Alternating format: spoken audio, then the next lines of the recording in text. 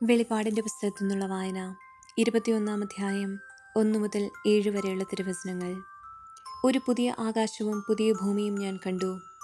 ആദ്യത്തെ ആകാശവും ആദ്യത്തെ ഭൂമിയും കടന്നുപോയി, കടലും അപ്രത്യക്ഷമായി. വിശുദ്ധ നഗരമായ പുതിയ ജെറുസലേം ഭർത്താവിനായി അണിഞ്ഞൊരുങ്ങിയ മണവാട്ടിയെപ്പോലെ സ്വർഗത്തിൽ നിന്ന്, ദൈവസന്നിധിയിൽ നിന്ന് ഇറങ്ങി വരുന്നത് ഞാൻ കണ്ടു. സിംഹാസനത്തിൽ നിന്ന് വലിയൊരു സ്വരം ഞാൻ കേട്ടു: ഇതാ, ദൈവത്തിൻ്റെ കൂടാരം മനുഷ്യരോടുകൂടെ. അവിടുന്ന് അവരോടൊത്ത് വസിക്കും. അവരവിടുത്തെ ജനമായിരിക്കും. അവിടുന്ന് അവരോട് കൂടെ ആയിരിക്കുകയും ചെയ്യും. അവിടുന്ന് അവരുടെ മിഴികളിൽ നിന്ന് കണ്ണുനീർ തുടച്ചു നീക്കും. ഇനി മരണമുണ്ടായിരിക്കുകയില്ല. ഇനിമേൽ ദുഃഖമോ മുറവിളിയോ വേദനയോ ഉണ്ടാവുകയില്ല. പഴയതെല്ലാം കടന്നുപോയി.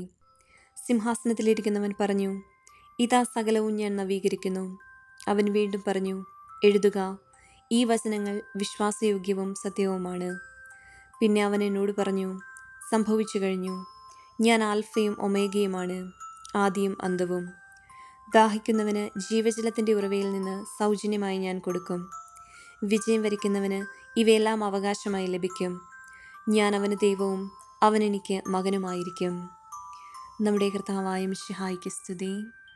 വിശുദ്ധ യോഹന്നാൻ എഴുതിയ സുവിശേഷത്തിൽ നിന്നുള്ള വായന 14 അധ്യായം 15 മുതൽ 24 വരെയുള്ള തിരുവചനങ്ങൾ. നിങ്ങൾ എന്നെ സ്നേഹിക്കുന്നുവെങ്കിൽ എൻ്റെ കൽപ്പന പാലിക്കും. ഞാൻ പിതാവിനോട് അപേക്ഷിക്കുകയും എന്നേക്കും നിങ്ങളോട് കൂടെ ആയിരിക്കാൻ മറ്റൊരു സഹായകനെ അവിടെ നിന്ന് നിങ്ങൾക്ക് തരികയും ചെയ്യും.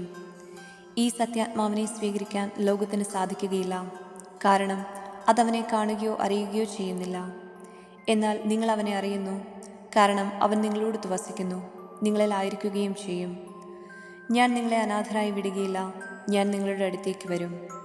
അല്പസമയം കൂടി കഴിഞ്ഞാൽ പിന്നെ ലോകം എന്നെ കാണുകയില്ല, എന്നാൽ നിങ്ങൾ എന്നെ കാണും. ഞാൻ ജീവിക്കുന്നു, അതിനാൽ നിങ്ങളും ജീവിക്കും. ഞാൻ എൻ്റെ പിതാവിലും നിങ്ങൾ എന്നിലും ഞാൻ നിങ്ങളിലുമാണെന്ന് ആ ദിവസം നിങ്ങൾ അറിയും. എൻ്റെ കൽപ്പനകൾ സ്വീകരിക്കുകയും പാലിക്കുകയും ചെയ്യുന്നവനാണ് എന്നെ സ്നേഹിക്കുന്നത്. എന്നെ സ്നേഹിക്കുന്നവനെ എൻ്റെ പിതാവും സ്നേഹിക്കും. ഞാനും അവനെ സ്നേഹിക്കുകയും എന്നെ അവന് വെളിപ്പെടുത്തുകയും ചെയ്യും.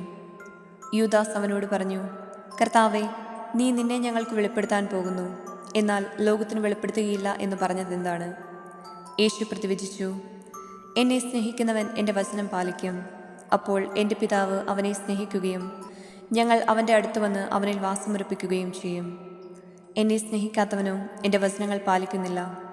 നിങ്ങൾ ശ്രവിക്കുന്ന ഈ വചനം എൻ്റേതല്ല, എന്നെ അയച്ച പിതാവിൻ്റേതാണ്. നമ്മുടെ കർത്താവായ മിശിഹായ്ക്ക് സ്തുതി.